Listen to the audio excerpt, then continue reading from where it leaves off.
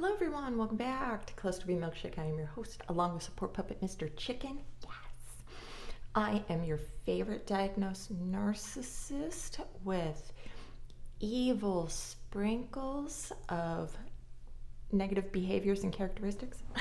Okay, so today we're going to talk about how you have to mirror back to a narcissistic person the fantasy image that they have of themselves. Now, good or bad, it doesn't matter. Having grandiosity, one of the traits of narcissistic personality disorder, is they have to be the best. That's the image that they have of themselves. And it doesn't always have to be good. Now, they can be, I am the best at everything I've accomplished. I am the best parent, artist, musician, teacher, professor, baker, friend, whatever. It doesn't matter. It's I am the best. You will also come across people who are the best victim. There's always an illness. The sky is always falling. Somebody is always against them. They're probably paranoid, and narcissistic people are paranoid.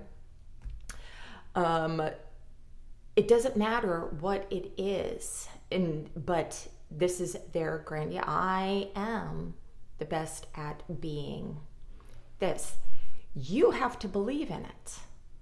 You have to believe in whatever it is that they think about themselves.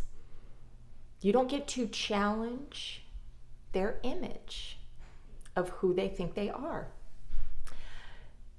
They might not have anything going on.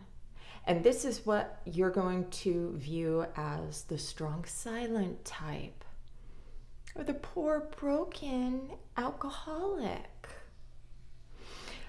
They could be, Mikey's taking a piss. I don't know if you can hear the they could be the broken fixer-upper. This is another tactic of sometimes, I don't think these motherfuckers believe that they're that unless they got borderline flavor to them, I don't fucking believe this shit. I believe that it is a tactic, the broken fixer-upper, because they want you to try to fix them.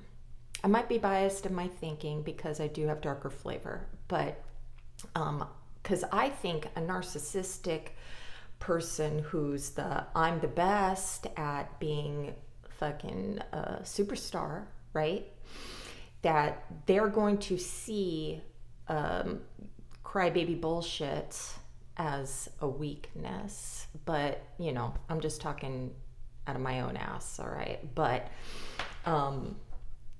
I know that the white knight men out in the world, they do love to swoop in and save this broken little bird.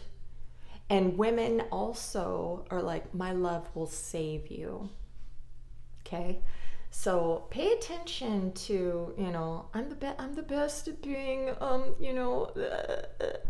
homeless. I need a place to live, right? People always sending gifts to these people, donations, money, GoFundMe, the victim channels of, I am the biggest victim. Even Sam Vaknin says that they are narcissists too.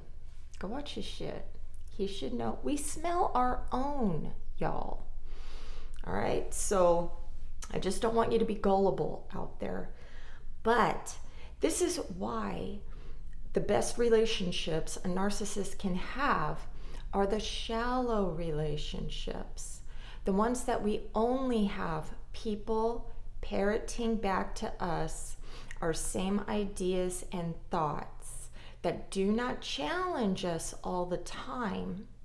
You can have tiny little challenges, so we have cool little banters and stuff like that. But you cannot be mightier than I.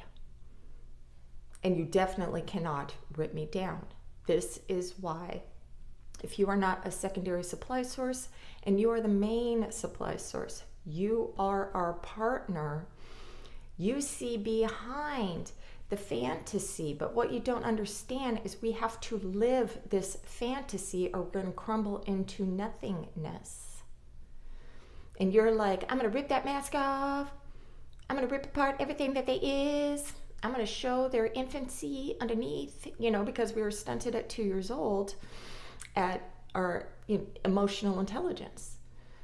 So we live in this, whatever we create.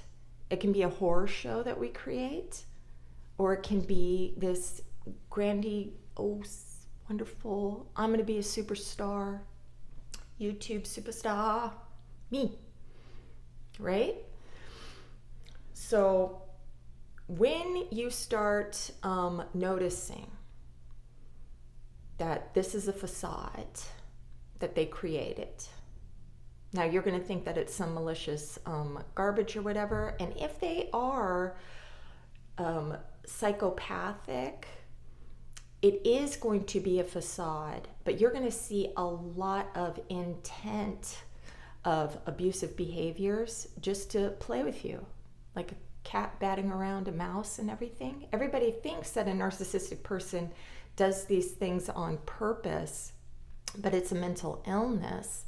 And our defenses are, you're going to rip down my fantasy, I'm going to rip the fuck you down. I'm going to tear you apart until you're nothing. And then if we think that, you're going to tick off, then we'll be nice to you. Right? And then the cycle continues. But you're walking on eggshells, which means you are also lying to the narcissistic person, which that's what we want. You don't get to tell us we're not who we say we are and how we want to be seen. But now who are you? You're just this nobody. You have to be who we want you to be. You also have to follow the script in our movie. You don't get to be your own self. If you are taking too much time for yourself, we're not going to like that. You always have to be available to us. It's crazy. Okay. So when you start to call out your person for, you're like, you're not perfect. You're not this broken little thing. Stop playing the victim all the fucking time. When you start doing that to your person, they are going to start devaluing you. So it really depends how soon you see this stuff. Because when you're with an intimate partner, you're supposed to be like besties and you can talk about different things.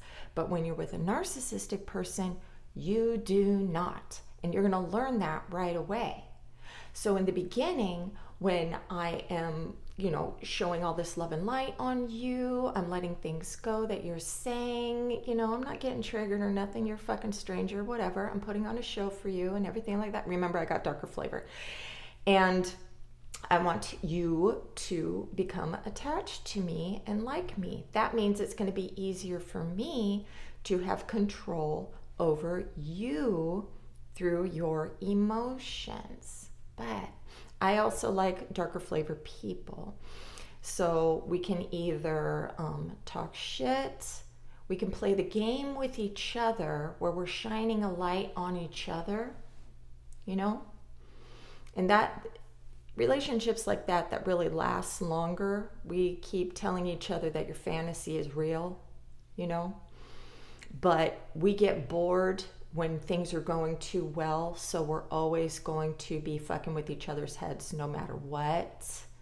But because we're both toxic, we can handle it a lot longer. Yeah. All right. But when you get tired of having to fake, you're turning into this fake fucking thing. You can't even be a real human.